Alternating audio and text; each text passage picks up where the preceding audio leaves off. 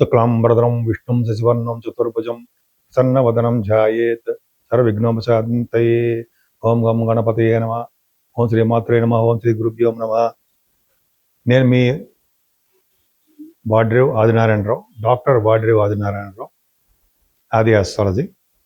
ఇప్పుడు మనం 5th April నుండి 11th ఏప్రిల్ వరకు కూడా ఈ వారం రోజులు గ్రహాల యొక్క ప్రభావం మన మీద ఎలా ఉంటుంది, 12 రాశుల వారి మీద కూడా ఎలా ఉంటుంది తెలుసుకుందాం.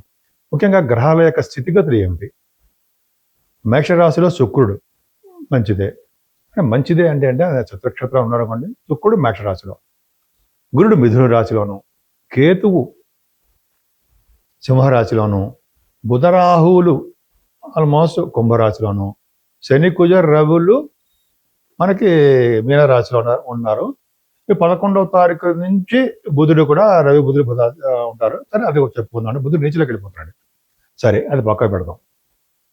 ఇప్పుడు మనం మిథున రాశి వారికి ఎటువంటి ఆటంకాలు లేకుండా ఈ వారం మొత్తం ప్రశాంతంగా ఉంటుందండి. మీకు ఇంకా చెప్పాలంటే జ్ఞానాన్ని వృద్ధి చేసుకుంటూ, తెలివిగా ఉంటూ, ఎదుటి వాళ్ళ సలహాలు ఇస్తూ, ధనప్రాప్తి కలుగుతూ, కష్టపడి పనిచేస్తూ ధన సంపాదన కలుగుతూ, కుటుంబాన్ని వృద్ధి చేసుకుంటూ మీరుంటారు.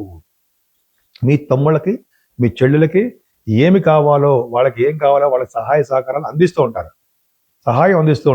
ఫైనాన్షియల్గా సపోర్ట్ చేస్తూ ఉంటారు. మీరు మాట పరంగా కూడా సపోర్ట్ చేస్తూ ఉంటారు.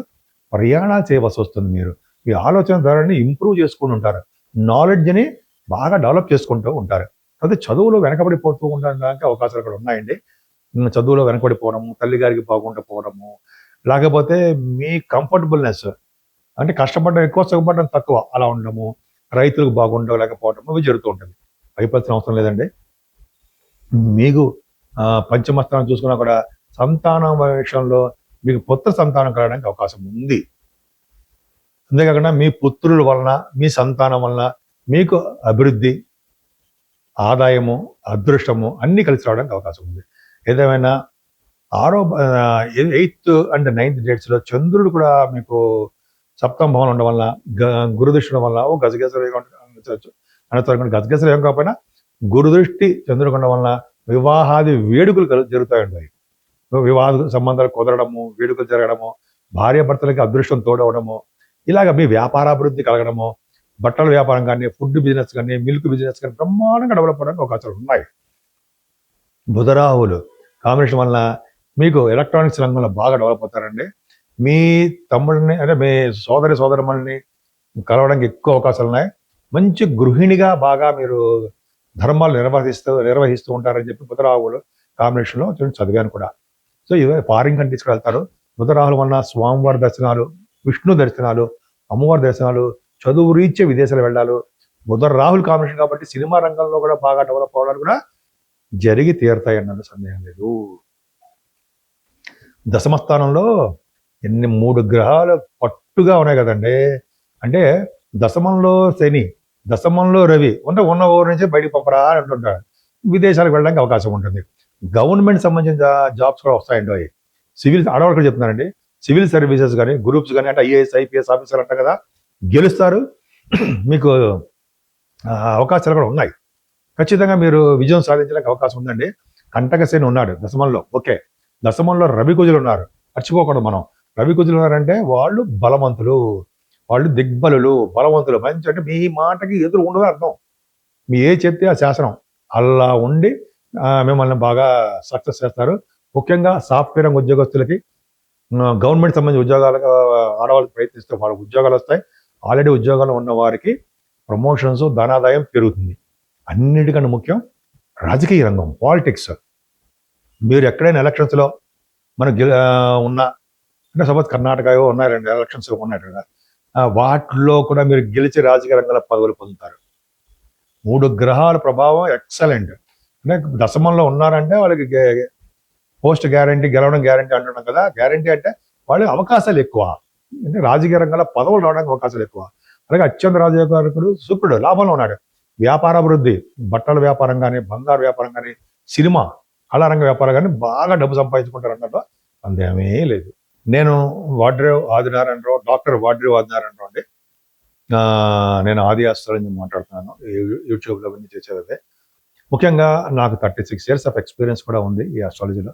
ప్రొఫెషనల్‌గా కాస్ట్ అకౌంటెంట్. దాంట్లో 34 ఇయర్స్ ఉన్నాను. కాస్ట్ అకౌంటెంట్ అంటే గవర్నమెంట్ ఆర్గనైజేషన్‌లో సీనియర్ అకౌంట్స్ ఆఫీసర్‌గా సింగరేణి కాస్ట్‌లో చేశాను. సరే అది పక్కన పెడదాం. మీ జాతకాలు చూపించుకోవాలనుకుంటే మీ date of birth, time of birth, place of birth ఉండాలండి. ఈ కింద స్క్రోల్ అవుతోంది. ఆ నంబర్‌కి మీరు ఫోన్ చేయండి. అంటే వాట్సాప్‌లో మెసేజ్ పెట్టండి. తప్పకుండా నేను పరిష్కార మార్గాలు కూడా సూచిస్తూ ఉంటాను. అంతే కదండీ!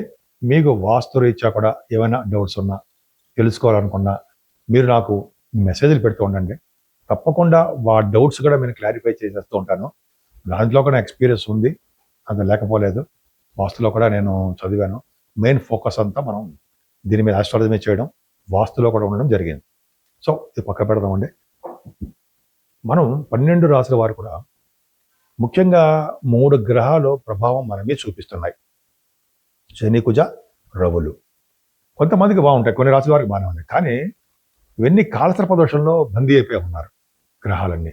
అందుకని తీవ్రత ఎక్కువ పెరిగిపోతుంది. దానివల్ల ఏమవుతుంది? చెడు ఫలితాలు ఎక్కువ అయిపోతున్నాయి. యుద్ధాలు, రాష్ట్రాల మధ్యలో గొడవలు, రాజకీయ నాయకుల మధ్యలో గొడవలు, లేకపోతే మన ప్రజల మధ్యలో కూడా అవగాహన లేకపోవడాలు జరుగుతాయి. కేవలం రాహుకేతుల మధ్యలో ఉండిపోవడం వల్ల దీనే సవ్యకాల సర్పదోషం అంటారు. రాహు దగ్గర నుంచి కేతు వరకు కూడా గ్రహాలన్నీ ఉండిపోవడం వల్ల సవ్యకాల సర్పదోషం. అందుకనే మనం రాహుకేతులకు పూజ చేయించుకోవడము, అంతేకాకుండా వీలుంటే కాళహస్తిలో రాహుకేతులు పూజ చేయించుకోవడం వల్ల ఈ రాహుకేతుల యొక్క ప్రభావం తగ్గుతుంది. అంతేకాదండి, శని, కుజ, రవులు. రవి నమస్కార ప్రియుడు అండి. సూర్య భగవానుడు నమస్కార ప్రియుడు. ఆయనకి దండం పెట్టడం వలన నమస్కార ప్రియుడు కాబట్టి ఆరోగ్య ప్రదాత, ఐశ్వర్య ప్రదాత కూడా సూర్య భగవానుడే. ఆయనకి దండం పెట్టుకోవడం వలన, ఆయనకి ఎర్ర పుష్పాలతో పూజ చేయడం వలన, అష్టోత్తరాలు చదవడం వలన, ఆదిత్య వ్రతం చదవడం వల్ల కూడా రవి వలన వచ్చే దోషాలు చాలా వరకు సంపూర్ణంగా తగ్గిపోతాయి.